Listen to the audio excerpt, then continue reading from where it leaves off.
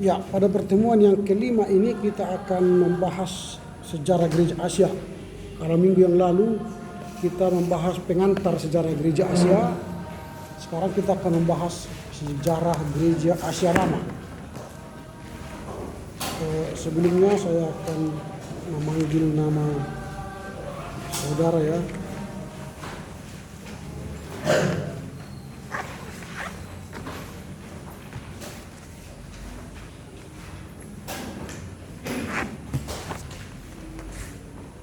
Andre, Angelina, Antonius, Arto, Ariando, Dela, Delvi, Erik, Evan, Krista, Gina, Gracia, mana? Gracia, Hokop, Ike, Inka, Joyce, Joshua, Joy, Keisha, Kevin, Kiki, Mei, Monang, Nathanael, Nermi, Rafael. Dari mana? Di mana dia permisi sakit?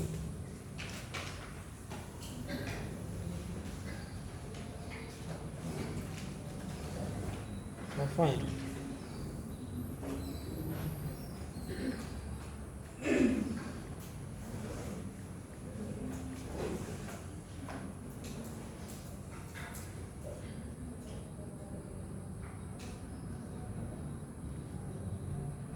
Oke, nggak ada suratnya ya. Berarti Alpha ya.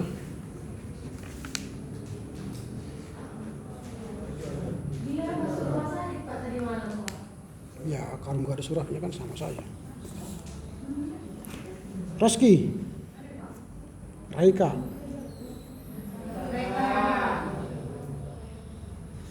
Sani, Selvi, Sri, Feriska, Wendy, Wiratami,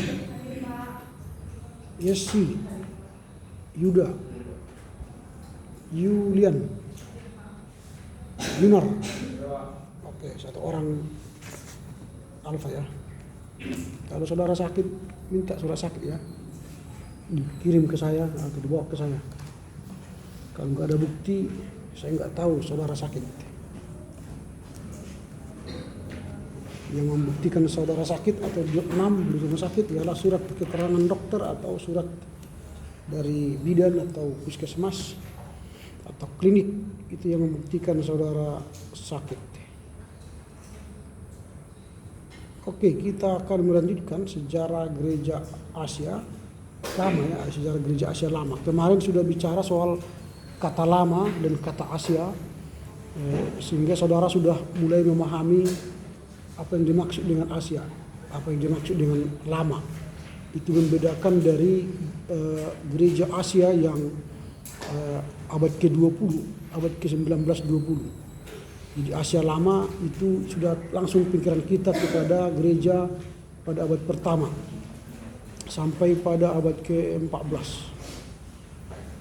Nah, kemudian kemarin kita sudah melihat bagaimana keadaan di Asia Lama itu dan bagaimana periodisasi gereja Asia Lama dan maksud dari istilah gereja Asia Lama. Kemudian alat-alat pendukung dari perluasan gereja Asia Lama itu secara politis, budaya, bahasa, dan agama. Kemudian bagaimana perluasan Asia Lama itu yaitu jemaat Yahudi diaspora, bahasa Aram, kemudian jalur laut Asia Selatan ya. Kemudian ada fase pertama, fase kedua. Nah, sekarang kita akan belajar sejarah gereja Asia Lama.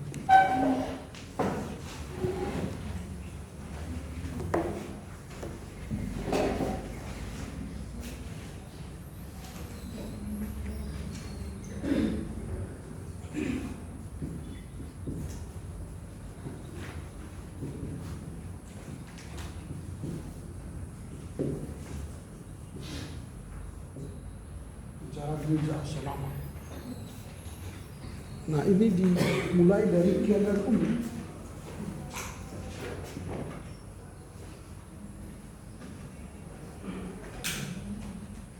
Dari abad pertama sampai abad ke-7.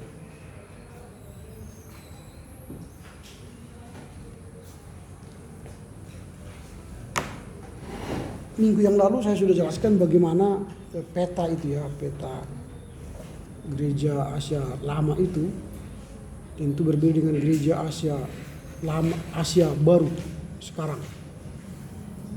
Dan keadaan umum pada saat abad pertama sampai abad ke-7 itu akan kita lihat nanti ada fakta bahwa Asia itu adalah tempat akar-akar agama-agama besar.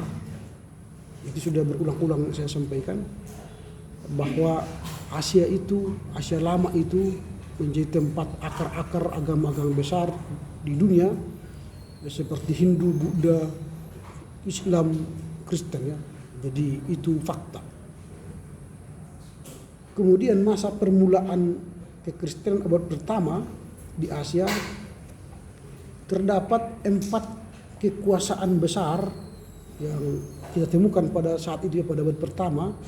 Ada 4 kekuasaan besar di Asia, yaitu pertama itu kekuasaan Asia Barat dikuasai oleh Romawi. Jadi ada 4 kekuasaan besar pada saat itu.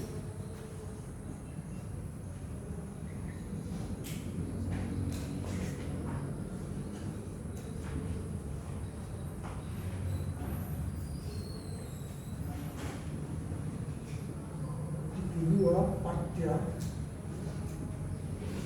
atau Persia. Ketiga, Cina. Dan keempat, India. Ini kekuasaan yang besar pada abad pertama.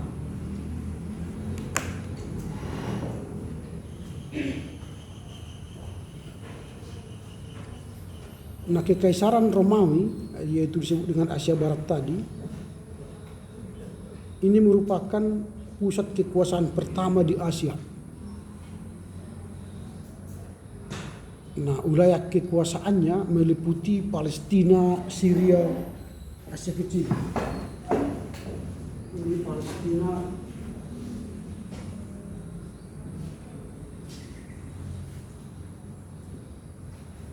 dan Asia Kecil. Ini kalau disebut dengan Asia Barat tadi, kekuasaan Romawi.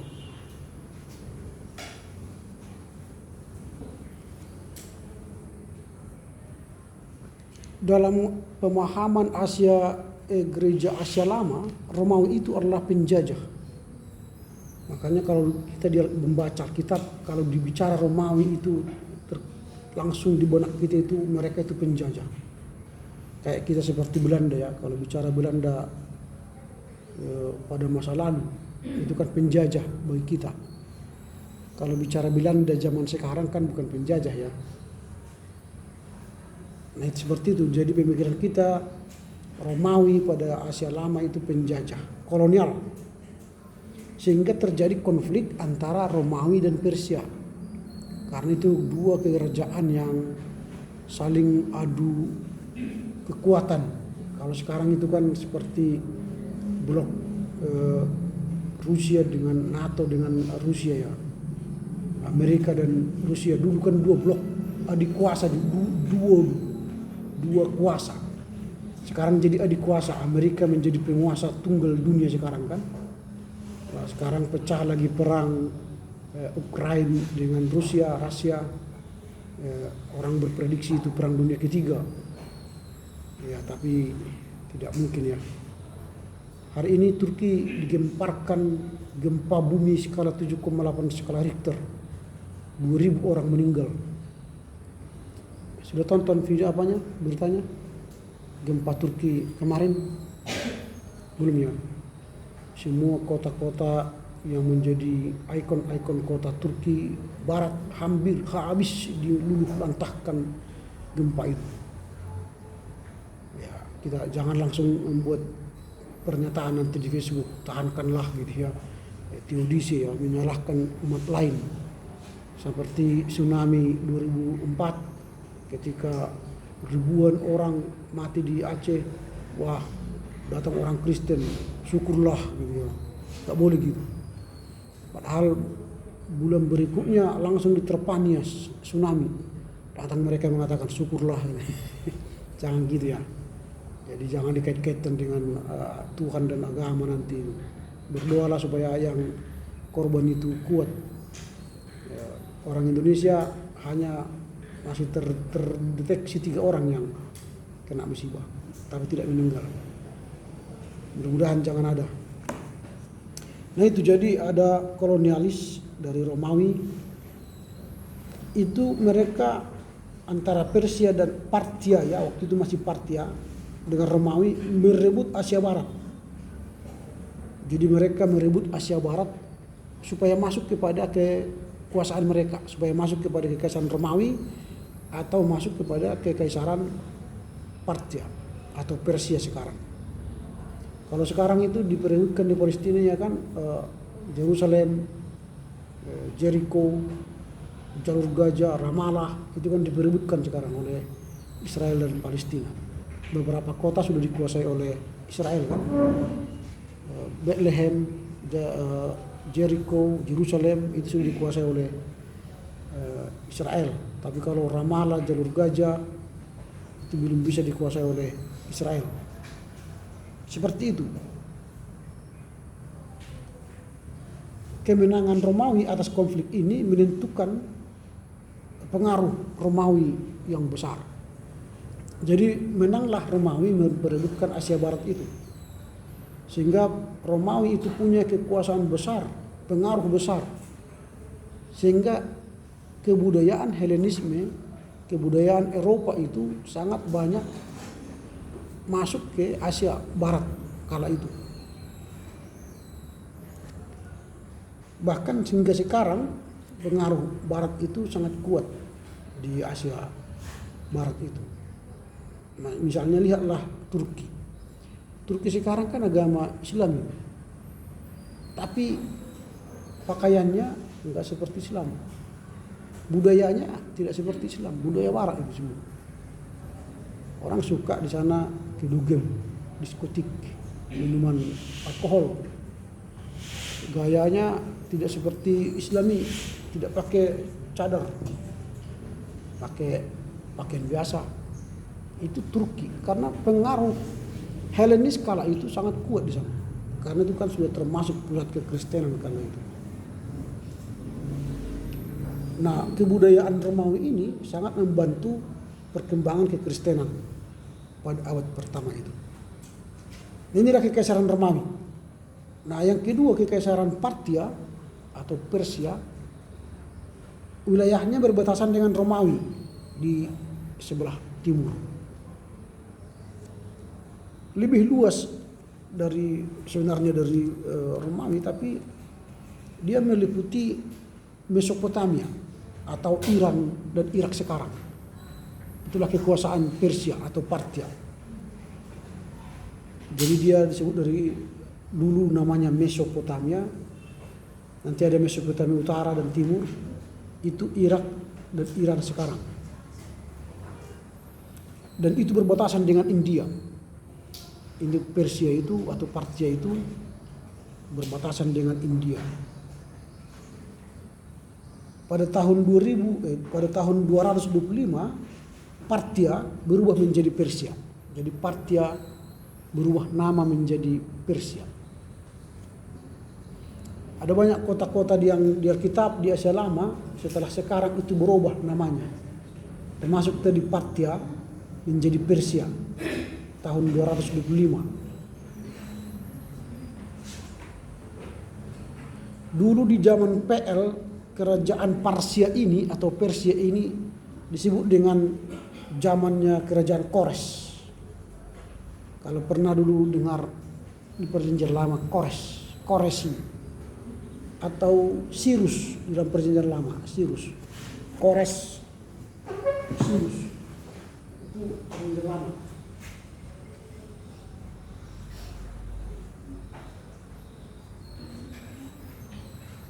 Itu kerajaan Kores atau Sirus, itu Persia atau Parthia.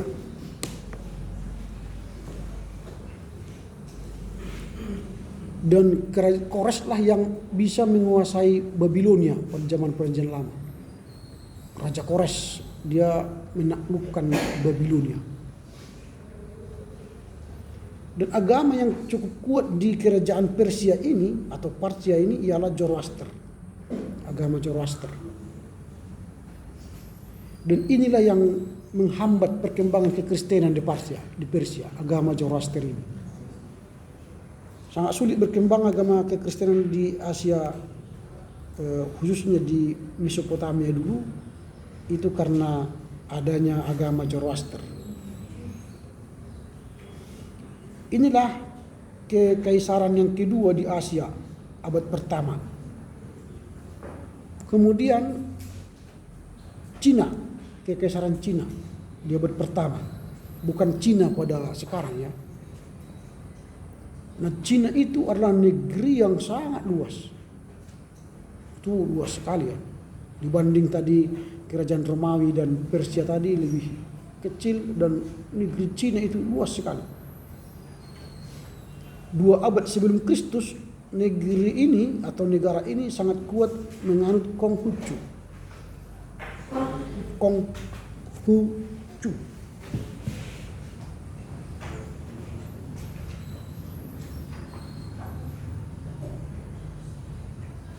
Konghucu 2 abad sebelum Kristus lahir. Artinya pengaruh Konghucu sudah begitu kental.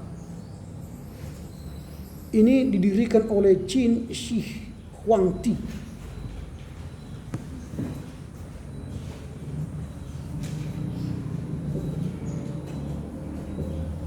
Qin Shi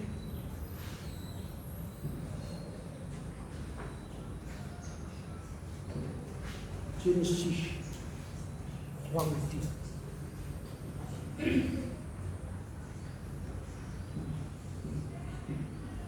Ini pendiri Konghucu.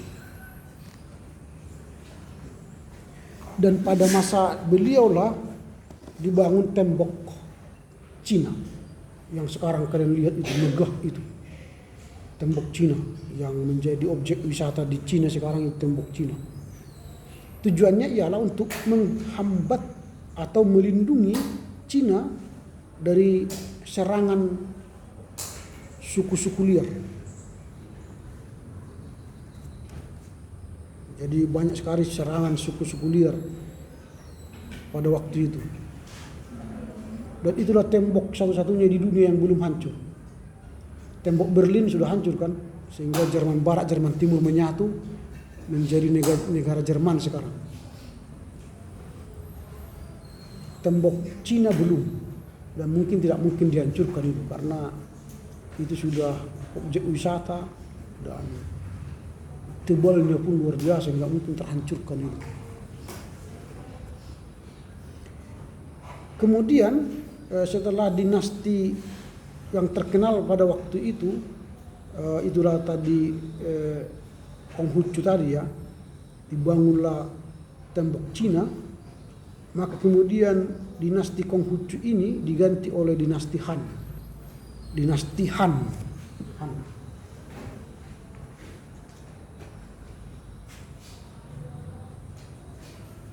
semua dinasti Han ini tertutup, tidak mau menerima orang lain masuk ke Cina. Tetapi kemudian dinasti Han ini membuka diri karena dia punya minat yang luar biasa melakukan perdagangan ke penjuru dunia. Setelah dia membuka diri berdagang ke penjuru dunia, misalnya ke India, ke Persia, ke Syria, hingga ke Asia Barat, yaitu ke Kekaisaran Romawi, maka mulailah muncul istilah perjalanan jalan perdagangan sutra. Jadi orang India, Cina itu membawa sutra. Mulailah disebut dengan jalan perdagangan sutra. Ini nanti pintu masuk agama lain ke Cina selain Konfutsu.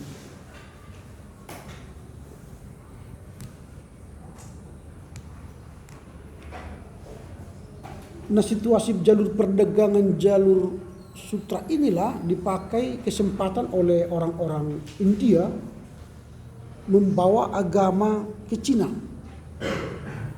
Mulailah agama Hindu dibawa ke Cina. Tidak hanya Hindu, agama Hindu, Buddha dibawa oleh India lah ke Cina dan sampai nanti ke Asia Tenggara. Itu makanya masuk nanti ke Indonesia agama Hindu abad ke-7. Sebenarnya agama yang paling tua di Indonesia ialah agama Hindu, Buddha dan Hindu. Kerajaan Mataram, kerajaan Sriwijaya, itu semua kan agama Hindu dan Buddha abad ke-7. Tapi akhirnya disilamkan nanti setelah abad ke-13, sehingga semua peradaban Hindu, Buddha hilang.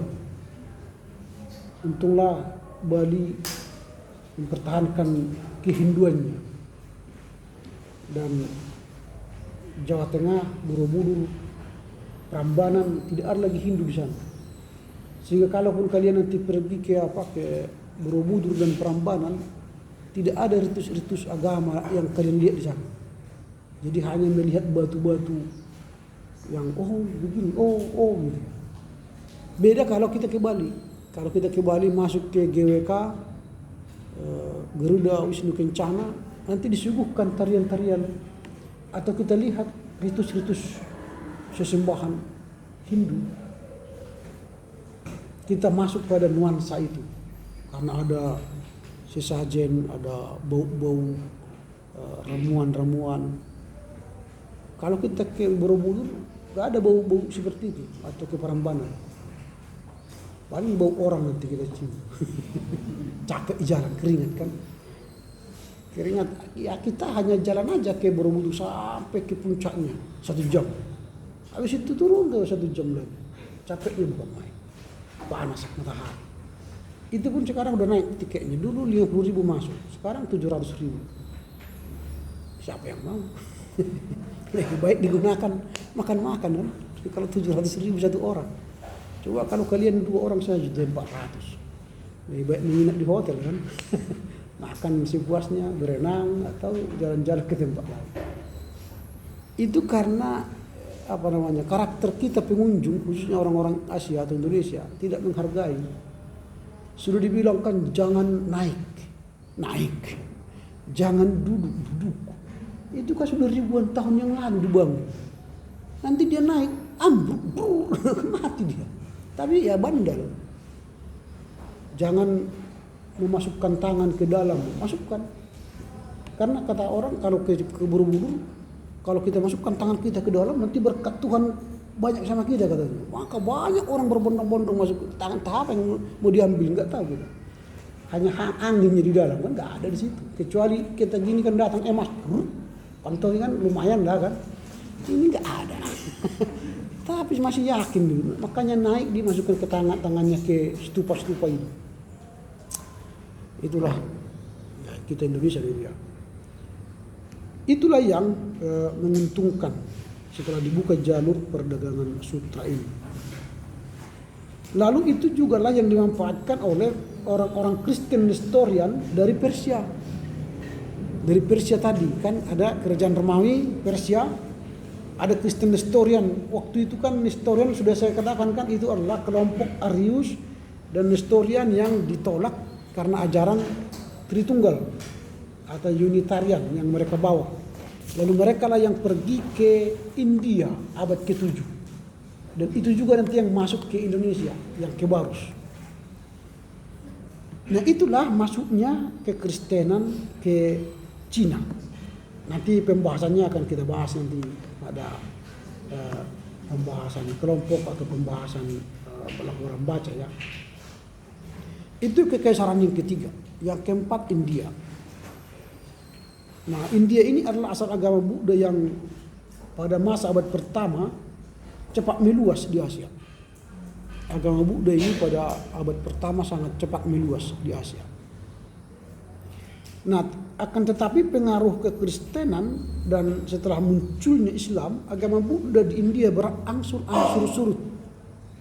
Setelah masuk Kristen dan Islam ke India, agama Buddha ini pun berangsur-angsur surut. Karena jumlah Islam makin meningkat di India, jumlah Kristen pun makin meningkat di India. Karena agama Buddha ini kan punya kasta, punya status sosial yang tidak disukai oleh kaum India ya. Kalau orang-orang Brahma sih, kalau nasibnya sudah Brahma masih enak, paling tinggi. Tapi kalau sempat dia Sudra Waisya, gak pernah bermimpi jadi Sudra atau Brahma kan, selalu manusia yang termarginal selama hidupnya. Maka kalau sudah masuk Islam atau Kristen, mereka tidak punya kasta. Tapi akhirnya mereka dibuang dan akhirnya mereka disebut dengan Dalit people. Dalit. Di luar kasta namanya Dalit. Nanti kalau kalian baca Dalit people, Dalit teologi. Ini adalah orang out of caste, di luar kasta Brahma, Siwa, Sudra, Waisa.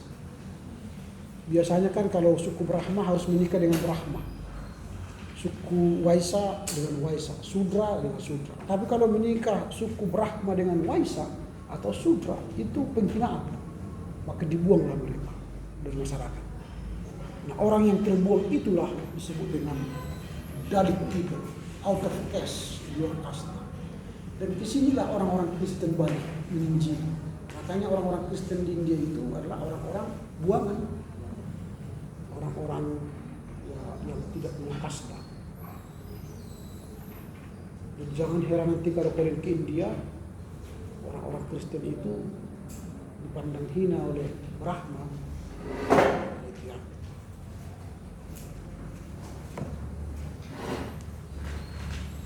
Kemudian agama-agama lain mulai bertumbuh di sana. Selain agama Kristen dan Islam, agama Hindu pun mulai besar bertumbuh di India. Bahkan India akhirnya menjadi agama Hindu kan, bukan agama Buddha lagi yang terkenal di India. Coba kita lihat perubahan yang radikal. Dulunya agama Buddha dari sana, tetapi setelah masuknya Hindu ke India, maka India pun menjadi negara Hindu terbesar di dunia. Dan agama Buddha pindah ke Tibet, ke Cina, ke Taiwan ya, pindah ke sana dan berkembang di sana. Tentu kalian sudah pelajari lah itu ya di ilmu agama-agama ya. Kan sudah belajar ilmu agama kan? Ilmu apa? Hidup Buddha kan sudah kalian pelajari lah itu ya. Tak usah saya ajari lagi maksudku. Sudah paham lah kalian bagaimana Hindu Buddha itu dari India ke Tibet, dari Hindu juga dari Cina dibawa ke India, lalu di India berkembang. India kan dilarang makan lembu kan, tapi susunya mereka minum. Kalau ingin makan sapi pergilah ke sana gratis. Karena nggak dimakan dagingnya kan, haram bagi mereka sapi. Kalau kita harum. Kalau Muhammad mengharamkan babi kan, bagi kita haram nih. Tapi syukurlah dia mengharamkan itu. Sempat tidak diharamkannya itu nggak bisa kita beli babi, mahal kan. Kecil sekarang aja sudah 100.000, dulu 150, sekarang 100.000. Sempat dimakan mereka itu nggak bisa kita makan. 300-500 ribu sekilo kan. Sedangkan lembu dan kerbau yang sudah besar 150.000 sekilo kan. Sempat mereka makan itu. Nggak pernah kita makan daging lagi. Jadi syukurlah. Jadi kita menikmati kan. Kalau ingin nanti pergilah ke BPK maksudku. Di sini kan setiap hari apa makan daging. Ada pernah daging B1, B2 di asrama? Aili nggak pernah daging babi. Aduh, kasihan. Yalah, semoga kalian nanti dapat jatah di tempat lain ya. Pelayanan ke gereja kan, kasih makan. Ayo makannya, kan dibawa ke BPK atau ke Saksang gitu kan. Makanya masuklah kalian ke pelayanan supaya dikasih kalian makan.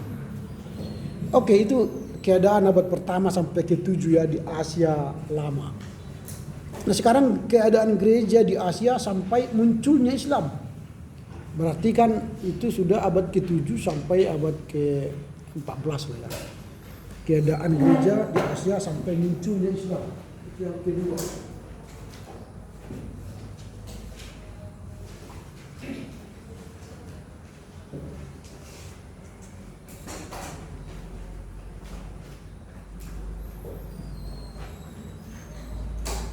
Ini banyak sekali nanti pelajaran sebelum munculnya Islam abad ke-7 itu ada banyak sekali dinamika kekristenan di Asia.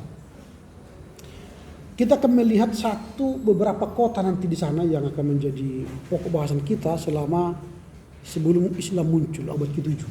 Karena Islam lahir abad ke-7, karena Muhammad lahir 622 masih. Nah, pertama itu gereja Edessa. Gereja Edessa. Di sini kita akan lihat dulu gereja Edessa. Atau kota Edessa. Edessa.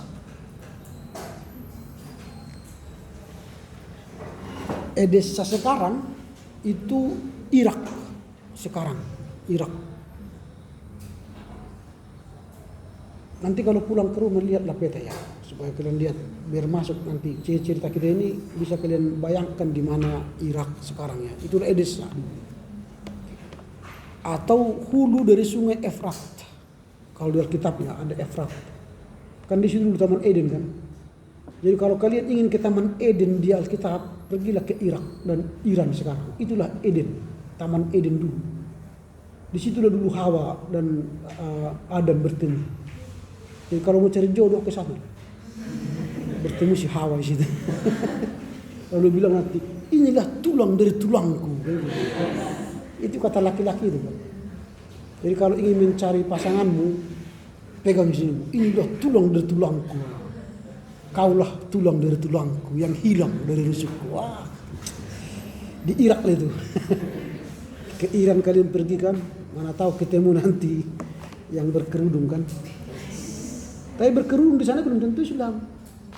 Berkerudung pun Kristen. Sama sekali kalian pergi ke Angkola, kalau kalian berkerudung, kalian pastikan Islam? Enggak. Di Angkola berkerudung itu bisa Kristen, bisa Islam. Orang yang berpeci belum tentu Islam, bisa Kristen, bisa Islam.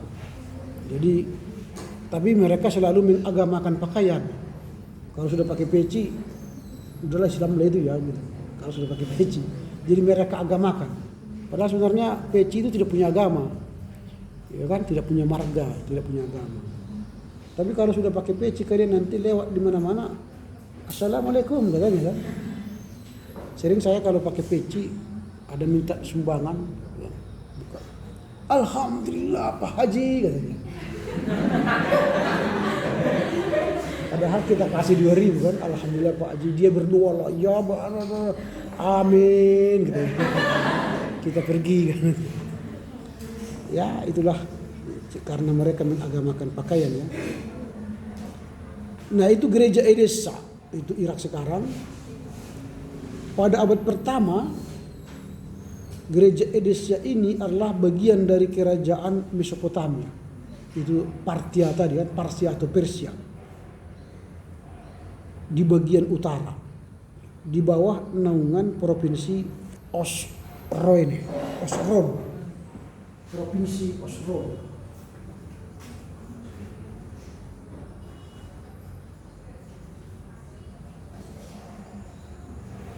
Provinsi Osro.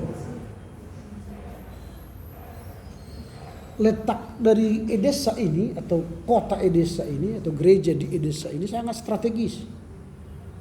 Karena ini menjadi pusat jalur perdagangan jalan sutra lama. Jadi jalan sutra tadi, perdagangan sutra yang dibuka oleh Cina tadi. Jadi ini adalah menjadi kota perdagangan sutra. Saya katakan tadi Cina kan selalu membawa kain sutra, menjual kain sutra. Jadi kalau kain sutra yang bagus itu dari Cina. Sutra itu terbuat dari mana? Dari kepompongnya itu apa tempatnya ulat-ulat itu kan ada apa namanya? Kalau kalian pernah lihat ulat ada bungkusnya rumahnya itu kan halus. Itulah dia yang diolah menjadi kain sutra. Pernah lihat kan kain sutra itu tipis, licin. Mahalnya luar biasa, jutaan. Tapi kalau kita pakai melenggok gini, kita pakai nggak pas di tubuh kita. Kalau laki-laki ya, apalagi dibuat jadi batik ya, lebar-melebar. Apalagi kayak kami yang langsung ini. Kan gini ke perutnya gini kan. Jadi gini dia di bawah. Cocok itu kepada orang-orang yang slim fit ya. Kalau orang-orang yang langsung kayak bagus. Tapi itu kan disukai orang-orang India. Kalau dibawa Cina ke India kan dipakai karena pakaian mereka kan satu lembar panjang.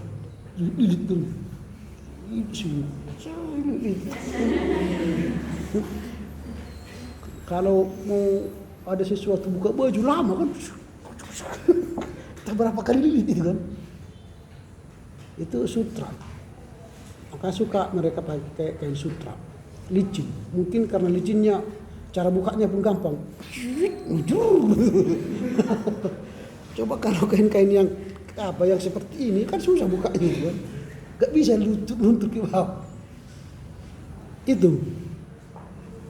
Dan saya katakan tadi strategis karena kota Edessa ini membentang dari Antioquia, Persia, India hingga ke Cina. Jadi dia membentang dia.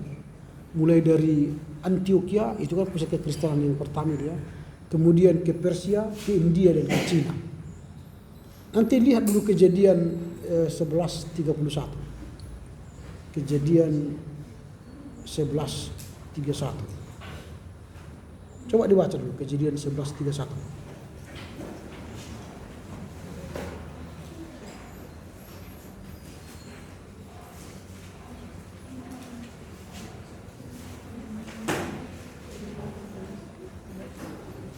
Kejadian 11:31. Kejadian 11 ayat 31. Lalu Terang membawa Abram anaknya serta cucunya Lot, yaitu anak Haran dan Sarai, menantunya istri Abram anaknya. Ia berangkat bersama-sama dengan mereka dari Ur-Kasdim untuk pergi ke tanah Kanaan. Lalu sampailah mereka ke Haran dan menetap di sana. Jadi Ur-Kasdim itu sekarang itu adalah Irak. Irak sekarang. Jadi mereka berjalan dari Irak itu Ur-Kasdim sampai ke tanah Kanaan. Jadi itu sudah ke Israel sekarang. Galilea tanah Kanaan. Jadi mereka melewati itu tadi Edessa ini, kota Edessa. Nah, jadi kalau orang Irak dulu waktu perang Saddam Hussein kan, Amerika membom kota Irak. Lalu orang Irak mengatakan, orang Amerika telah membom kampungnya Abraham. Itu berdosa. Karena siapa yang membunuh orang-orang Arab Abraham atau keturunan Abraham berdosa kan di Alkitab. Lalu orang Amerika mengatakan, Abraham dulu emang di Ur Kasdim di Irak. Tapi pada abad pertama dia sudah hijrah ke tanah Kanaan, ke Galilea, ke Israel. Jadi itu bukan lagi kampungnya Abraham. Yang tinggal di situ ialah orang-orang pendatang. Jadi bukan orang Abraham lagi di sana, karena Abraham sudah pindah membawa seluruh keturunannya dari Ur Kasdim ke Kanaan. Jadi nggak benar lagi itu kampungnya Abraham. Nah, itu ya. Jadi memang orang selalu mengaitkan ayat-ayat Alkitab dengan kejadian masa kini. Ada pandemi, lihat di Alkitab gitu. Ada corona, lihat di Alkitab. Ya, selalu dikait-kaitkan ini. Nah, itulah kota Edessa.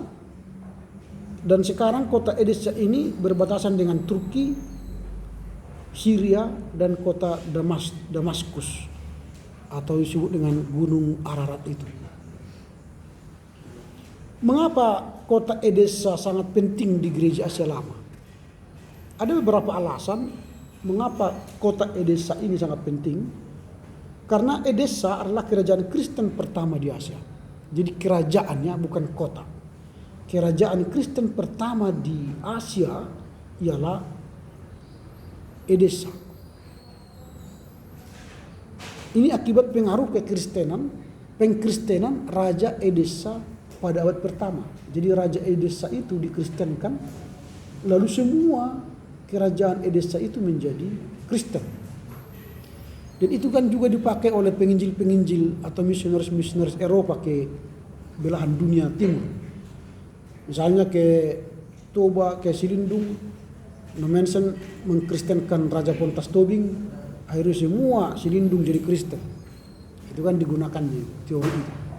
Teori pengkristenan dengan menobatkan atau mengkristenkan raja. Nah itu makanya kerajaan Edessa inilah kerajaan Kristen pertama di Asia. Makanya penting ini kita pelajari. Yang kedua, di Edessa pertama sekali diterjemahkan kitab Perjanjian Baru dari bahasa aslinya Yunani ke dalam bahasa Syria. Disitulah pertama kali kitab Perjanjian Baru yang berbahasa Yunani itu diterjemahkan ke bahasa Syria tahun 200 Masehi. Nah pada waktu itu, artinya tahun 200 Masehi, bahasa Syria adalah bahasa pengantar di seluruh wilayah Persia. Di seluruh wilayah Persia. Maka Perjanjian Baru itu sudah diterjemah ke bahasa Persia. Mengapa? Karena seluruh kerajaan Edessa itu sudah menjadi Kristen, maka butuh mereka mengerti firman Tuhan dalam bahasa Syria. Nanti makanya kalau kalian ada nanti gereja Ortodoks Syria, terjemahan Alkitab mereka kan bahasa Syria, itu yang mereka gunakan. Yang ketiga, mengapa Edessa ini penting dan punya makna? Karena bangunan gereja pertama di Asia ditemukan di Edessa. Jadi bangunan gereja pertama di Asia ditemukan di Edessa, yang dibangun oleh Raja Abgar VII. Raja Abgar VII.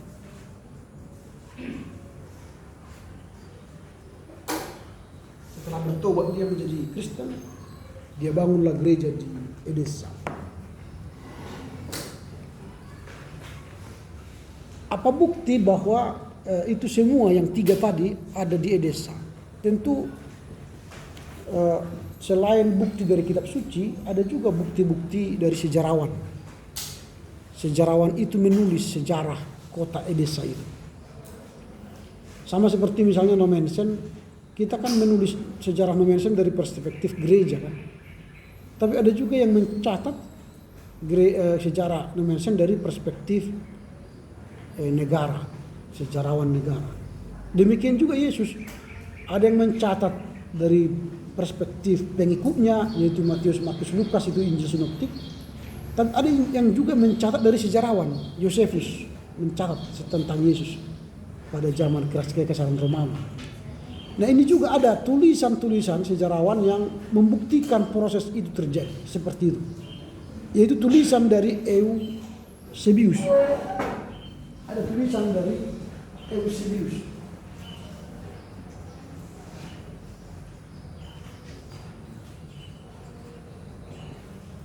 (325 Masehi, 320 Masehi). Dia menulis tulisannya yang menceritakan tentang keadaan kota Edessa tadi, gereja Edessa. Dalam tulisannya itu dia menyinggung bahwa Raja Edessa, yaitu Raja Abgar yang kelima. Raja Abgar yang kelima ini hidup pada masa Yesus. Jadi dia masih hidup pada zaman Yesus. Pernah berkomunikasi langsung dengan Yesus. Jadi Raja Abgar V ini pernah berkomunikasi dengan Yesus. Bukan seperti sekarang pakai WA atau pakai SMS atau pakai surat, bukan ya. Tapi ketika Yesus mendapatkan ancaman, maka Raja Abgar V ini menawarkan perlindungan kepada Yesus. Tapi ini memang tidak dicatat dalam kitab suci kita, karena tulisan ini ditolak oleh konsili waktu itu dan tidak diterima sebagai kebenaran. Ya. Tapi tulisan ini ada. Persoalan tidak diterima dalam kanonisasi kala itu nomor 2. Tapi pembuktian bahwa cerita tentang gereja di Edessa itu sudah ada yang menulis, yaitu Eusebius. Dalam perbincangan Raja Abgar V dengan Yesus itu ditulisnya. Nah, ketika misalnya Raja Abgar V mengetahui Yesus sanggup melakukan mujizat penyembuhan tanpa obat, dia mengusir setan tanpa jampi-jampi, maka Raja Abgar V ini sangat tertarik dengan Yesus. Maka Raja Abgar itu menuliskan komunikasinya kepada Yesus, dicatat dalam tulisan Eusebius ini kira-kira begini. Abgar ukaina kepada Yesus juru selamat yang baik telah muncul di Yerusalem. Salam. Saya telah mendengar penyembuhan yang Yesus lakukan, dan saya memutuskan satu dari antara dua hal, yaitu bahwa engkau adalah Allah yang turun dari surga ke dunia ini, atau engkau adalah anak Allah. Karena itu saya menulis surat kepadamu untuk segera datang kepada saya dan menyembuhkan penderitaan yang saya punya. Dan lagi saya mendengar bahwa orang Yahudi mengolok-olok dan menyakitimu. Sekarang saya mempunyai sebuah kota kecil dan patut dimuliakan yang kiranya cukup bagi kita berdua. Nah, itulah tulisan Eusebius. Ketika dia mendengar Yesus hendak disalibkan itu, yang hendak disesahkan, dia menawarkan kota kecil, artinya persembunyian lah, supaya aman Yesus, jangan ditangkap oleh orang Yahudi itu. Lalu Yesus menjawab permintaan daripada Abgar V ini. Tapi dalam tulisan Eusebius itu ya, dalam tulisan Eusebius itu, Yesus berkata begini, berbahagialah Anda yang percaya kepadaku, walau Anda belum pernah melihat aku. Aku harus menyelesaikan pekerjaanku di sini, di mana aku diutus, dan setelah itu aku akan kembali kepada Dia yang mengutus aku. Namun sesudah aku diangkat ke atas, aku akan mengutus salah seorang muridku untuk menyembuhkan penderitaanmu dan memberikan kehidupan bagimu dan bagi orang-orang yang ada bersamamu. Itu jawaban Yesus kepada Raja Abgar V. Nah, ini disebut dengan kitab apokrif atau sejenis wahyu ya, wahyu. Dan memang ini pada abad ke-6 dinyatakan palsu oleh konsili para bapak gereja ya. Tapi yang jelas walaupun ini disebut palsu, tapi sudah ada orang yang mencatat cerita tentang kota Edessa. Itu pembuktian. Kemudian dokumen selain tulisan Eusebius ialah dokumen Syria. Dokumen Syria yang berjudul dengan yang berjudul Doktrin Addai. Doktrin Addai. Nah, Doktrin Addai ini juga seorang Kristen yang bertobat mengenal Yesus. Doktrin Addai.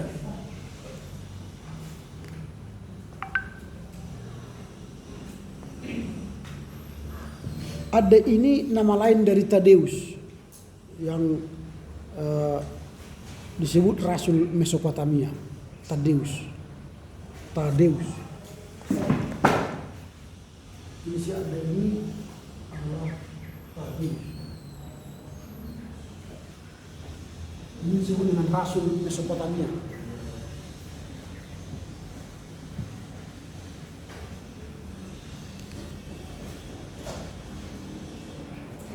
Dia punya penyakit, kan Raja Akbar itu, Raja Akbar 5 tadi yang meminta Yesus menyembuhkan dia punya penyakit dan ingin disembuhkan, lalu dia disembuhkan oleh Adai. Tadi kan Yesus mengatakan, saya akan mengutus muridku untuk menyembuhkan engkau. Datanglah Adai, si Tadeus ini, menjumpai Raja Akbar 5. Dan sembuhlah Raja Akbar 5 itu. Nah, dengan kesembuhan Raja Akbar 5 ini, Adai punya peluang menginjili Edessa. Dan akhirnya Edessa bertobat dan menerima Injil Kristus. Itulah makanya tadi kota Edessa itu menjadi kerajaan pertama di Asia. Akibat dari penginjilan Adai ini. Jadi itu dituliskan oleh Adai dalam sebuah dokumen Syria. Dan itu nanti ada semua dokumen-dokumen Syria ini ada di Gereja Ortodoks Timur, semua ada. Melalui dokumen Syria tadi, maka terlihatlah ada beberapa kelompok yang digunakan oleh Adai untuk penyebaran kekristenan di Edessa. Yaitu pertama itu kelompok bangsawan, anggota keluarga raja. Karena raja sudah bertobat, sudah menerima Kristus, maka Adai menggunakan kelompok bangsawan untuk menginjili, yaitu anggota keluarga raja, usaha raja untuk membangun gereja dan melengkapi peralatannya. Jadi raja itu punya kuasa power membangun gereja. Baru dia gunakan pimpinan agama-agama suku atau agama-agama setempat. Kalau sudah raja memerintahkan, tidak mungkin mereka menolak. Lalu mereka pakai itu. Sehingga seluruh kuil-kuil yang dibangun oleh gereja atau bukan gereja, agama-agama suku dibongkar. Diganti dengan gereja. Nah, ada dulu di sana kan kuil Nebu atau kuil Bel, itu dibongkar semua. Lalu yang ketiga ialah orang-orang Yahudi yang ahli Taurat. Jadi ada orang-orang Yahudi ahli Taurat di Edessa itu digunakan oleh Adai juga untuk menjadi penyebaran agama Kristen di Edessa. Lalu dia gunakan kelompok golongan masyarakat umum. Itulah kelompok-kelompok yang digunakan oleh Adai menyampaikan kebenaran Injil di Edessa. Akibatnya karena Adai ini sudah mempertobatkan Akbar 5, maka gereja di Edessa mengangkat Adai sebagai Rasul Edessa, yang disebut tadi Rasul Mesopotamia. Sama seperti di Tanah Batak disebut Rasul Batak itu Nomensen juga. Seperti itulah si Adai ini diangkat menjadi Rasul Edessa atau Mesopotamia Utara. Di bawah kepemimpinan Adai inilah gereja di Edessa itu mengalami perkembangan yang cukup pesat. Kemudian setelah Adai meninggal, maka dia dilanjutkan oleh Agar.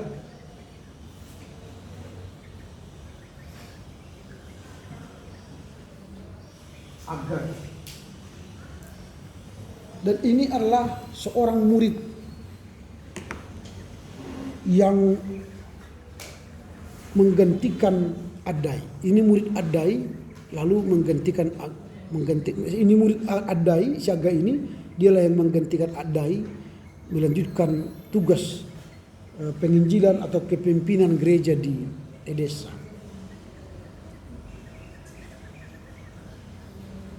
Namun memang setelah Akbar 5 meninggal digantikan oleh anaknya, terjadi juga penghambatan gereja di Edessa. Lalu anak Akbar 5 ini jadi Akbar 6 menghukum mati Agai. Menghukum mati Agai. Dia dihukum, Agai dihukum oleh Abgar 6 saat dia melayani khotbah. Jadi sebelum dia berkhotbah, Raja Abgar 6 membunuh Agai. Dan Agai belum pernah menahbis penggantinya. Dan akhirnya kekristenan di Edessa mengalami penghambatan. Nah, cerita tadi, dokumen Syria tadi kan ditolak pada abad ke-6 ya. Tetapi ketika terjadi penggalian artefak-artefak, maka ditemukanlah oleh arkeolog di Edessa sebuah batang uang, koin. Dan di koin itu terlihatlah gambar raja yang mengenakan topi bertanda salib, yaitu Raja Abgar 8. Jadi Abgar 5 Kristen, Abgar 6 menolak kekristenan, Abgar 8 dia sudah Kristen lagi. Dan di mata uang itu Raja Abgar 8 di topinya ada salib. Itu membuktikan bahwa raja di Edessa itu sudah pernah Kristen. Nah, itu bukti-bukti arkeolog yang merujuk pada Edessa itu pernah kota yang diperhitungkan. Itulah cerita Edessa. Dan ada tokoh-tokoh terkemuka di Edessa, tokoh Kristen. Ada 2 orang yang terkenal di sana, tokoh di Edessa, yaitu Tatianus. Kalau pernah kalian mendengar Tatianus, mungkin di gereja lama kalian sudah pernah mendengar nama ini. Tatianus yang hidup pada tahun 130 sampai 200.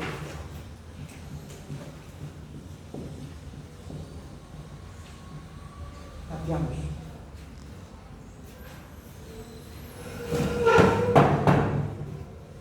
Nah, Tatianus ini seorang yang lahir di Assyria, Mesopotamia Utara. Lalu dia memperoleh pendidikan filsafat di barat dan dikenal sebagai ahli Alkitab dan bahasa dan asketik. Dia ahli Alkitab, ahli bahasa dan ahli asketik. Dia dibaptis tahun 150 di bawah pengajaran Justinus Martir. Kalau pernah kalian mendengar Justinus Martir. Gagasan penting Tatianus di gereja Assyria atau Persia lama ialah pendapatnya yang menekankan laporan para rasul memiliki otoritas yang sama dengan tulisan para nabi dalam PL. Jadi tulisan para rasul itu dia kategorikan sama dengan tulisan para nabi dalam PL. Itu otoritas tulisan rasul. Dan dia menolak hukum Taurat sebagai sesuatu yang dipaksakan bagi setiap orang Kristen untuk dipatuhi. Karena bagi dia hukum Taurat itu bukan lagi menyelamatkan, tetapi yang menyelamatkan ialah beriman kepada Yesus. Tetapi orang yang beriman harus punya aturan, yaitu hukum Taurat. Nah, kira seperti dia, tapi tidak diwajibkan. Yang mewajibkan sekarang gereja membaca hukum Taurat, gereja-gereja di Indonesia, gereja-gereja Lutheran ya. Kalau gereja-gereja Calvin tidak baca lagi hukum Taurat. Tapi aslinya Calvin lah yang memaksa pembacaan hukum Taurat dalam ibadah. Kalau Luther nggak mau dia membaca hukum Taurat dalam ibadah. Tapi gereja Calvin di Indonesia sudah lebih Luther. Sementara gereja Luther lebih Calvin. Di gereja Calvin sekarang kan mari kita dengar 10 hukum Taurat setiap minggu. Di KPI sudah mulai bertobat. Dibuatlah sekarang petunjuk hidup baru kan. Nggak dibaca lagi hukum Taurat. Di KPI. Ya nggak apa-apa. Sama saja sebenarnya. Seperti pendapatnya si Tatianus ini kan. Itu pendapat dia. Lalu menjadikan Arbil itu sebuah tempat di Sungai Tigris Mesopotamia sebagai pusat pelayanan. Jadi kota Arbil. Dia mengatakan kota Arbil sebagai pusat perayaan.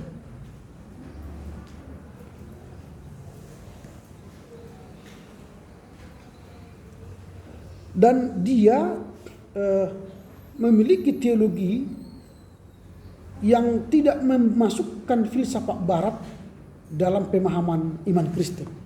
Dia menolak filsafat barat dalam iman Kristen. Kemudian dia membuka sekolah-sekolah seperti STT lah sekarang ya, supaya di sana dia mengajarkan isi Alkitab yang khas timur ya, bukan khas barat. Artinya Tatianus ini mencoba melepas pengaruh barat dari ajaran kekristenan. Tapi kita sekarang, mampukah kalian melepas barat dari ajaran kekristenan di Indonesia? Semoga mampu ya. Kemarin kami diskusi di program S2, mereka kayak menggebu-gebu gitu. Apakah kita bisa melepaskan diri dari kekristenan produk barat? Saya bilang, cobalah dari dirimu kan. Berani enggak? Kalau berani ya silakan. Kita enggak berani. Coba saya bilang contoh saja. Kalau minggu depan pergilah ke gereja pakai batik. Lalu bergerejalah sebagai pendeta pakai batik kan. Berani enggak? Kalau enggak langsung disemprot sentuhannya kan. Kemana nya pendeta ini? Ke gereja pakai batik. Enggak sopan kan. Harus pakai apa? Pakai dasi, pakai jas. Wah, itu Eropa kan. Kalau orang timur pakai batik. Mana dikenal orang timur jas dan dasi? Karena di sini panas. Kalau di Eropa kan dingin, wajarlah pakai dasi biar hangat gitu ya. Kalau kita pakai itu dibakarlah di dalam keringatan. Udah panas pakai jas lagi. Ditutup lagi di sini. Apa enggak di dalam bercucur semua air keringat kan? Saudara, berkeringatan semua. Mana berani dia menolak itu? Berani aku bilang. Ya katanya mundur juga dia. Jadi si Tatianus ini sudah berani menolak filsafat barat dalam kekristenan. Jadi Tatianus ini menekankan isi Injil, di mana menekankan perbuatan-perbuatan Allah yang besar melalui bangsa Israel, menempatkan penyataan Allah melalui penyelamatan Kristus sebagai batu penjuru dunia.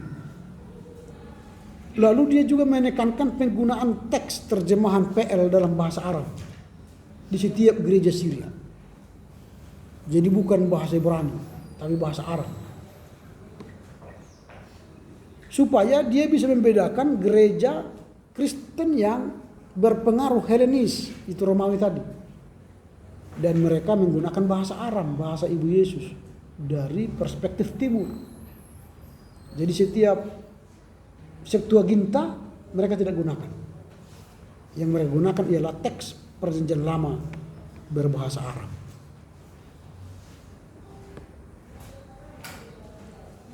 Lalu kemudian karya Tatianus yang paling besar ialah dia menerbitkan buku Diatessaron. Diatessaron.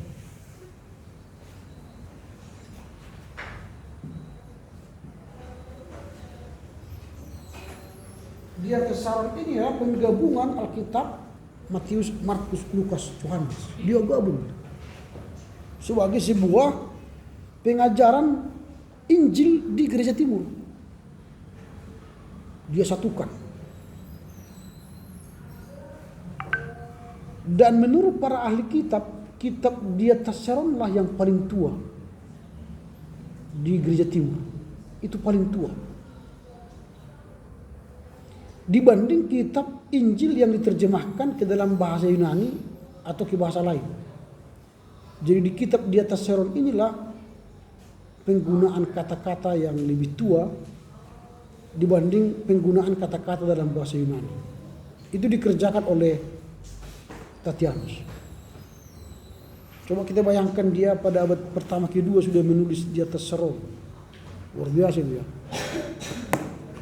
Lalu dia juga membuat buku dengan judul Belawan Orang-orang Yunani. Belawan Orang-orang Yunani.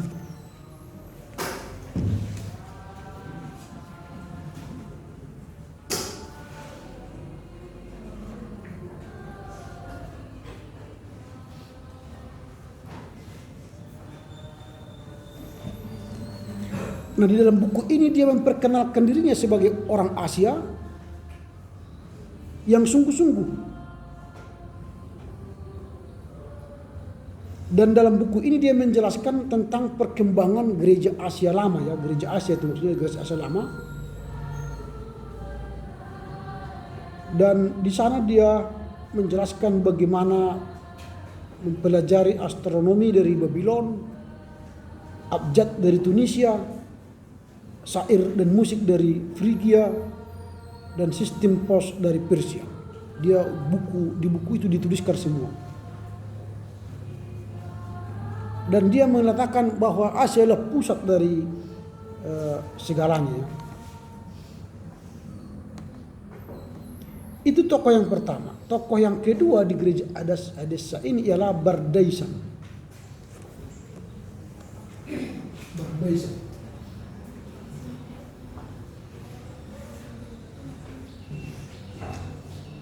Atau Bardesanes.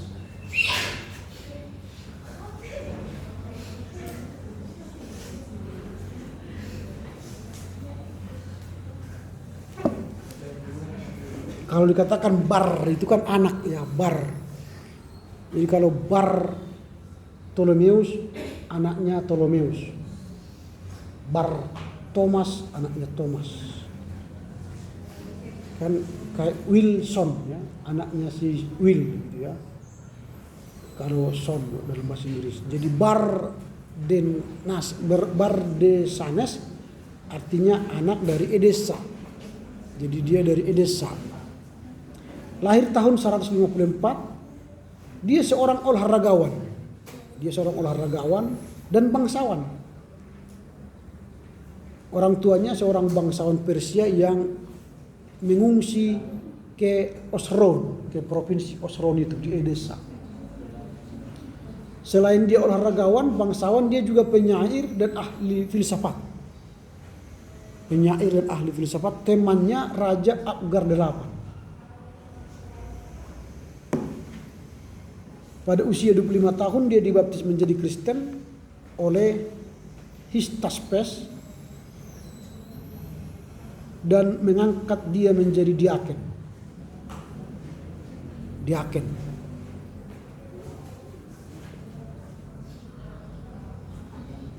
Nah, jabatan itulah yang membuat dia menjadi sebagai pemimpin, salah satu pemimpin gereja di Edessa atau Assyria, Edessa. Lalu mengapa tokoh ini penting? Karena Bardaisan ini banyak membentuk teologi Syria. Ia sangat menentang keras kelompok Marcionisme, yaitu kelompok yang ingin membuang kitab PL dan pengaruh keyahudian dari kehidupan Kristen. Jadi Marcion itu tidak suka ada pengaruh PL dan Yahudi. Lalu itu ditentang oleh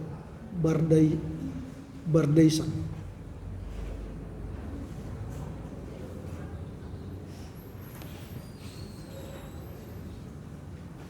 Cuma memang dalam teologi Bardaisan ini sangat menonjol Gnostisisme Valentinus, pemikiran Gnostisisme Valentinus.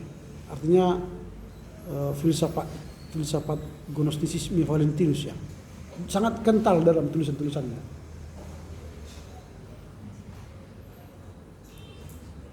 Kemudian dia juga menekankan panteisme India.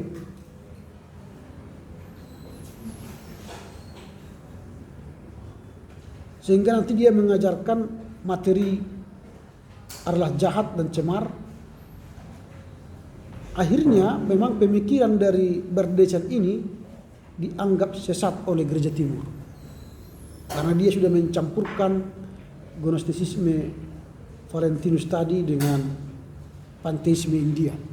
Jadi akhirnya dia disebut dengan ajaran sesat. Dia membuat buku dengan judul Dialog Mengenai Takdir. Dialog mengenai takdir ini sangat dipengaruhi oleh pemikiran agama kafir, agama suku Asia Barat, atau agama suku Edessa yang bercorak astrologi Babilonia. Astrologi itu kan menafsir ya, melihat takdir dari garis tangan gitu ya, atau lihat jari-jari tangan. Ini bukan bisa dibaca jari-jari tangan itu. Kalau kalian lihat gini, coba kalian lihat dulu gini, bikin tangannya begini, bisa kita lihat. Coba dulu lihat di tangan ini.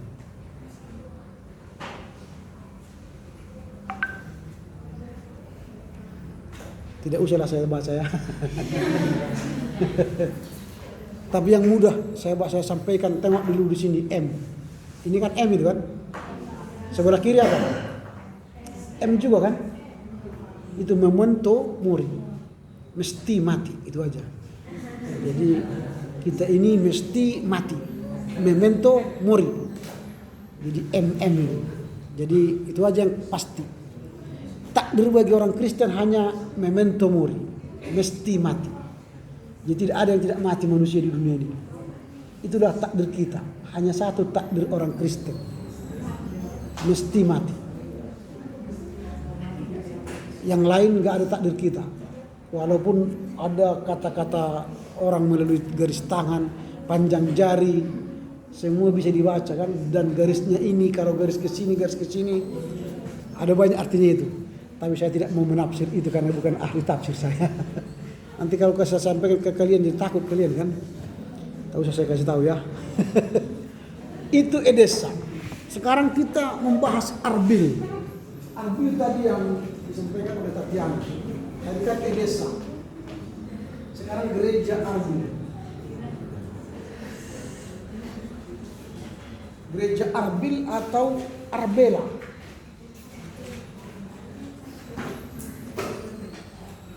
Ini gereja kedua. Gereja Arbil.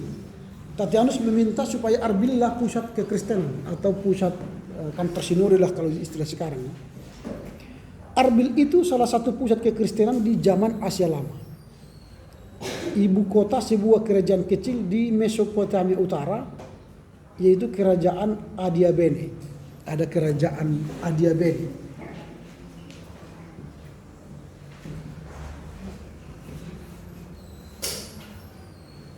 Kerajaan Adiabene. Kota Arbil ini adalah wilayah timur Edessa, arah hulu Sungai Tigris. Jadi sebelah timur Edessa, arah hulu Sungai Tigris. Nah, mengapa kota Arbil ini penting untuk kita bahas? Karena usaha penginjilan pertama ke Arbil atau Adiabene dilakukan oleh seorang murid Addai yang bernama Aggai tadi. Inilah PI pertama yang dilakukan oleh Aggai yang menjadi murid dari Addai.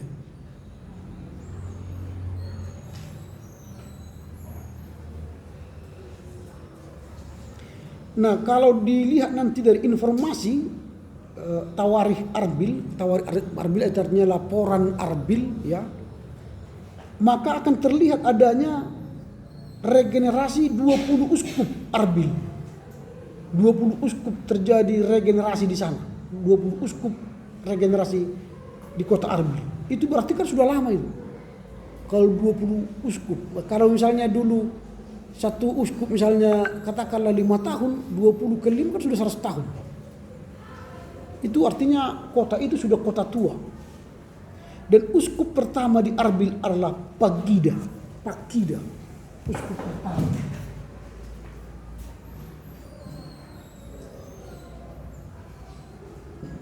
Ini uskup Pakida. Uskup Pakida ini adalah orang Kristen pertama dibaptis tahun 99 Masehi.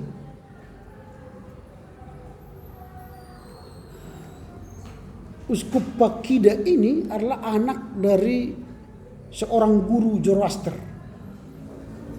Tadi saya katakan di Mesopotamia itu agama yang paling terkenal ialah Zoroaster yang menghambat kekristenan. Lalu Pakida ini bapaknya adalah seorang guru Zoroaster. Dan dia dibaptis oleh Adai. Yang membaptis dia adalah Adai.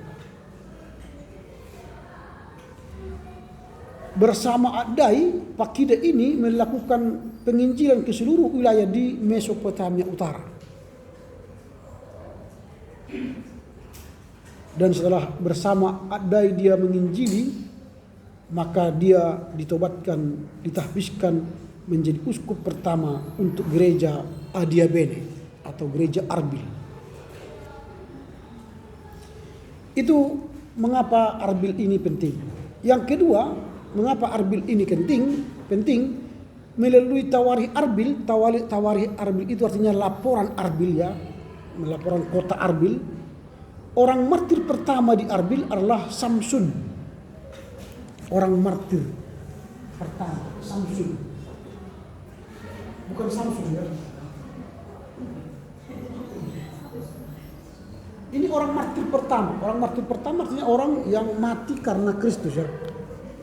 Itu tahun Samsun tahun 123 Masehi. Samsun ini adalah seorang diakon, teman sekerja Pakida. Dia pernah menjabat sebagai uskup di gereja Adiabene menggantikan Pakida. Jadi berarti dia uskup kedua setelah Pakida. Dan akhirnya ia dibunuh oleh imam Zoroaster. Makanya dia disebut martir pertama, ya, dibunuh oleh imam Zoroaster. Itu yang kedua, sehingga gereja Arbil itu sangat dikenal. Yang ketiga, mengapa gereja Arbil itu sangat dikenal? Karena ada Rakbat.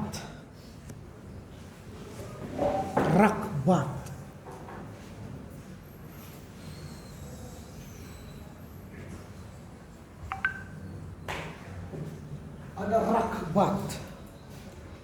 Rakbat ini adalah seorang Kristen pertama yang menduduki jabatan gubernur di wilayah Kekaisaran Adiabene. Jadi dia orang Kristen pertama menduduki jabatan gubernur di wilayah Kekaisaran Adiabene. Dan sebagai gubernur dia melakukan penginjilan ke desa-desa. Dan dia melindungi orang-orang Kristen yang mengalami penghambatan yang dilakukan oleh Zoroaster.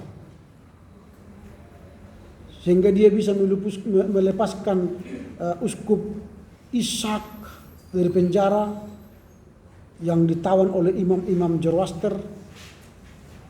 Tetapi memang dia meninggal saat mempertahankan daerahnya dari musuh yang berusaha merebut kota Adiabene. Dia mati pada peristiwa pertempuran itu.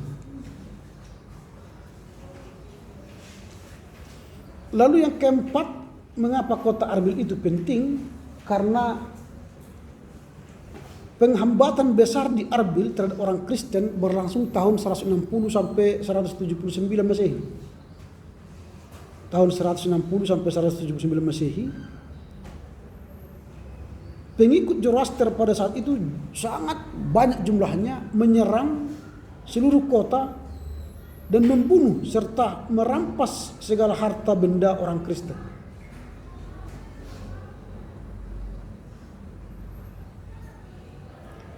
Akibatnya pada tahun 179 Masehi, kota Arbil atau orang Kristen di Arbil tidak memiliki uskup karena turut terbunuh akibat penyerangan Zoroaster itu.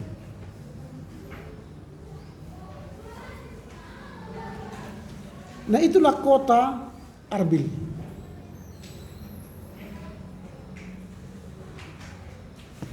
Nah, kemudian pada abad sebelum menjelang Islam muncul, adalah gereja di bawah dinasti Sasanid Persia.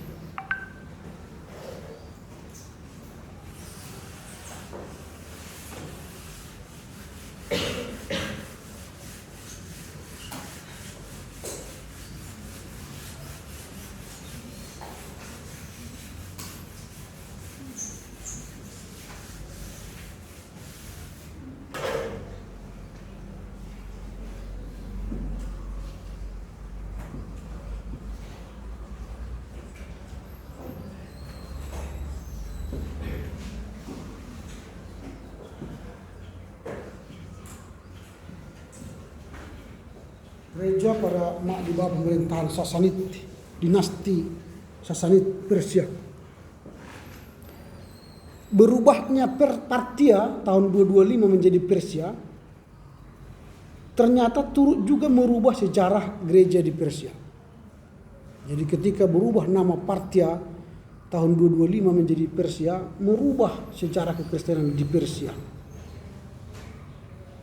Perubahan Partia menjadi Persia sangat dipengaruhi oleh kekalahan Partia dalam perang melawan dinasti Sasanid. Jadi Partia kalah melawan dinasti Sasanid. Dinasti Sasanid ini merupakan gabungan dari dinasti raja-raja yang memerintah dan membelot di Partia pada masanya. Jadi kayak oposan. Jadi oposan di Partia itu menang. Nah, peristiwa ini menandai berlangsungnya transisi sejarah gereja di Asia periode Syria ke era Persia. Jadi mulailah bergeser dari periode Syria ke Persia. Perubahan penting ini ditandai dengan berpindahnya pusat organisasi ke arah timur, yaitu ke ibu kota Persia, ke Seleucia Ctesiphon. Jadi pindahlah pusat agama Kristen dari kerajaan Persia di kota Seleucia.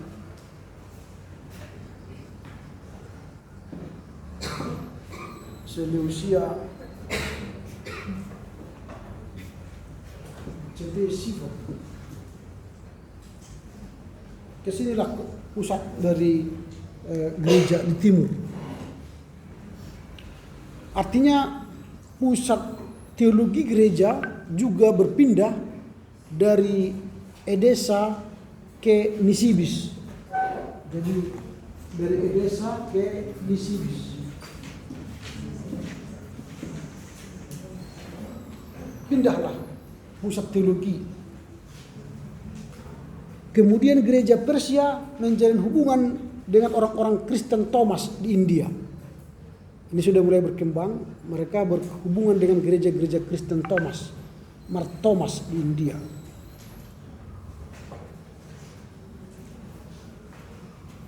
Dan sebelum dinasti Persia berakhir nanti, kemudian muncullah kekuasaan baru di Asia, yaitu Islam, yang memengaruhi gereja, menyebarluaskan pekabaran Injilnya hingga ke Cina. Nah, kita sudah mulai masuk ke Islam, pengaruh Islam. Nah, bangkitnya Persia, dinasti Sasanid ini sebagai kekuatan baru di Asia memengaruhi lemahnya kekuasaan Romawi. Jadi mulailah kekuasaan Romawi mengalami kekalahan atau sangat menyedihkan. Dan kemudian nanti setelah kekaisaran Romawi melemah, tetapi pada zaman kekaisaran kekaisaran Konstantinus Agung yang memerintah pada masa abad keempat itu kembali bangkit. Melalui kebangkitan Romawi ini, dukungan terhadap pertumbuhan kekristenan bertambah pula. Nah, di bawah kekaisaran Romawi, hubungan kekaisaran Romawi dengan raja-raja Sasanid, maka kita lihat nanti ada hubungan antara gereja Sasanid dengan kekaisaran Romawi pada saat perkembangan pada abad keempat itu. Dan disitulah nanti kita lihat bagaimana hubungan Romawi dan raja-raja Sasanid. Tadi Sasanid itu adalah kelompok yang oposan melawan kerajaan Partia. Lalu Partia berubah nama menjadi Persia, dan itu mengaruhi perubahan kekuasaan dari teologi Edessa ke Nisibis, lalu dari pusat Partia berubah ke kota Seleucia Ctesiphon. Nah, bagaimana hubungan gereja Sasanid dengan kekaisaran Romawi? Itu mau kita lihat. Hubungan Romawi dan raja-raja Sasanid adalah regenerasi raja yang menguasai Persia. Jadi dia setelah Persia tumbang, lalu nanti hubungan gereja Romawi dan Persia mulai dibangun, maka raja-raja ini telah mengalahkan Romawi dalam perang antara Persia dan Romawi. Kekaisaran Romawi dikalahkan oleh raja-raja Sassanid adalah Gordian III dan Filipus.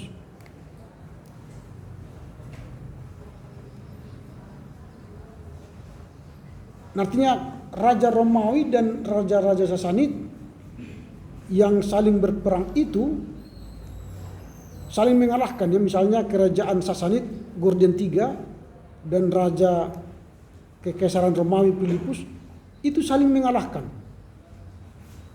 Dan itu dibuktikan dalam termasuk lagi arkeologi, membuktikan sejarah-sejarah dunia yang kuno ini hanyalah dengan melalui arkeologi. Dan itu dibuktikan dengan penemuan arkeologi Dura Eupros di Irak sekarang.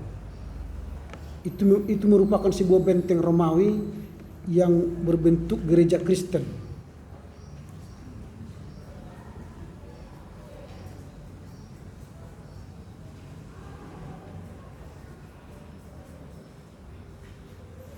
Dan ini nanti pembuktian bahwa reruntuhan kerajaan Romawi dan kerajaan Persia menjadi sebuah bukti bahwa hubungan antara Romawi dan Sassanid atau Persia kala itu tidak pernah akur. Dan disitulah masuknya Islam nanti pada abad ke-7 menguasai baik kerajaan Persia dan kerajaan Romawi. Nah, kalau nanti kalian membaca buku sejarah gereja Asia, baik karya Anne atau Jonathan dan kompendium sejarah gereja di Asia, nanti di sana akan kalian lihat lebih mendalam lagi bagaimana hubungan Persia dan Romawi ini menjadi peluang bagi masuknya kerajaan Islam di Asia. Nah, kalau kita lihat nanti ini tidak cukup waktu untuk membahasnya, tapi kita lompatlah dulu ke gereja sebentar ya.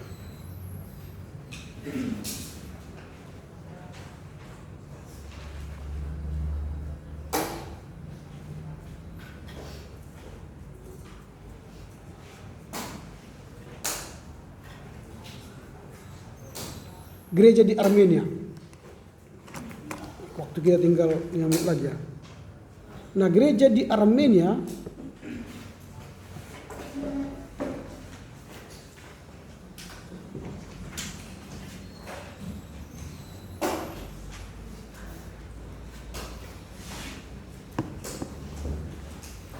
adalah kerajaan besar di sebelah timur Romawi atau kerajaan yaitu kerajaan besar di Persia ya, di sebelah timur dan di sebelah barat Romawi.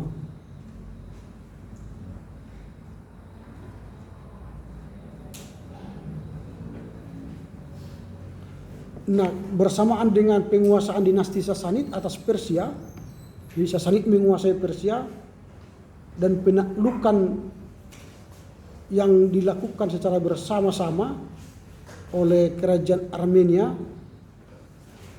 maka pekabaran Injil di Armenia dilakukan oleh kerajaan Armenia yang bernama Anak. Namanya Anak, bukan dalam bahasa Indonesia. Namanya Anak. Nah, setelah dinasti Sassanid menguasai Persia, menaklukkan Persia, lalu kerajaan Armenia pun ditaklukkan oleh termasuk kekuasaan Sassanid yang dipimpin oleh Kaisar Khosrow. Maka penginjilan dimulai ke Armenia oleh Anak. Anak ini setelah menjadi Kristen diberi namanya Gregorius. Anak ini dalam mungkin bahasa Arab ya. Tapi setelah dia Kristen dia menjadi religius.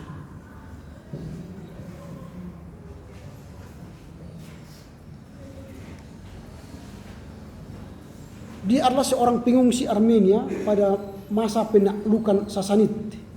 Jadi ketika terjadi penaklukan Sasanid di Parthia itu atau Persia itu dulu,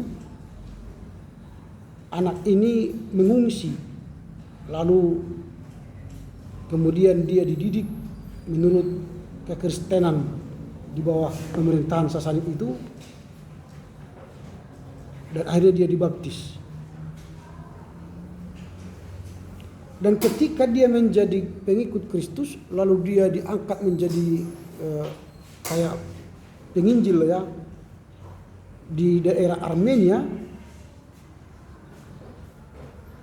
maka dia diberi gelar sebagai illuminator atau penerang. Illuminator atau penerang yang sama artinya dengan rasul orang Armenia, illuminator. Jadi karena dia sangat baik memberitakan Injil di Armenia, disebutlah gelar sama dia illuminator. Atau disebut sama dengan rasul. Rasul bagi orang Armenia. Dan dia berhasil membaptis Raja Tirdat I. Raja Tirdat.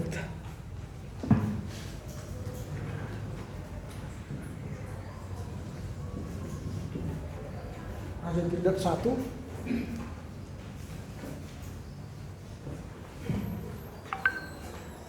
sehingga bangsa Armenia menjadi orang Kristen.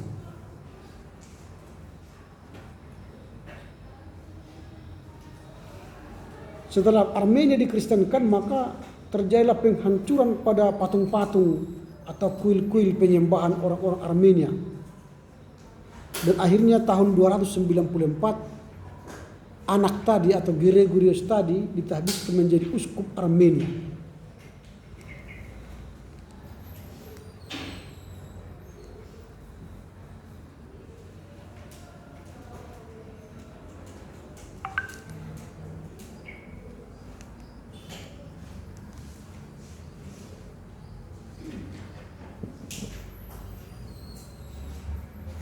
Oke, walaupun kita belum menyelesaikan bahasan ini karena waktu, saya pikir sampai di sini dulu.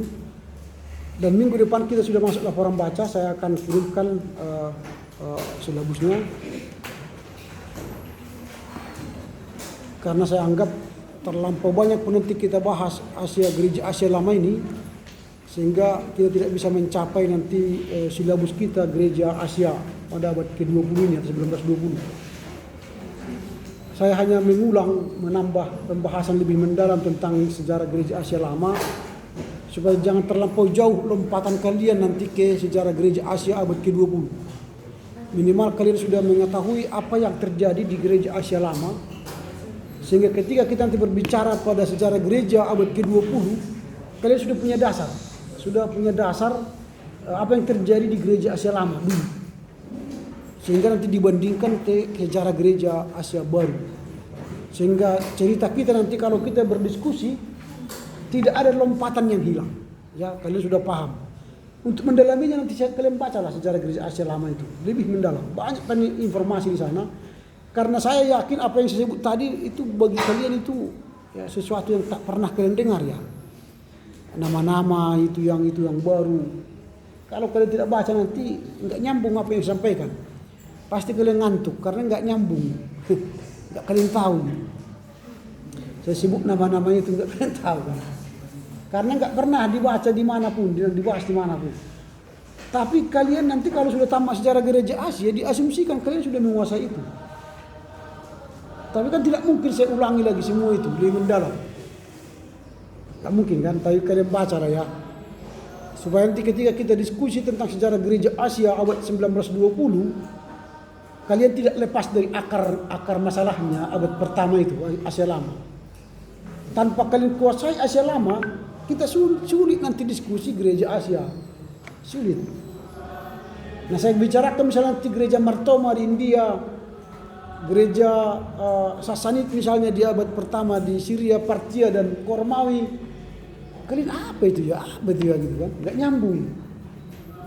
Tapi kalau sudah kalian kuasai itu, kita lompat ke sejarah gereja Asia abad ke-20. Kalian lihat tahu benang merah hubungan gereja Asia lama dengan gereja Asia baru. Begitu ya. Semoga kalian tidak hanya membahas di sini, tapi dibaca lebih mendalam. Karena tidak cukup waktu bagi saya menjelaskan itu detail. Saya yakin kalian tidak mengerti, saya sebut pun kalian tidak mengerti. Nah, karena gereja Asia lama ini ribuan tahun yang lalu saya terangkan pada saat ini. Oke ya, oke silakan ditutup dengan nyanyi dan doa.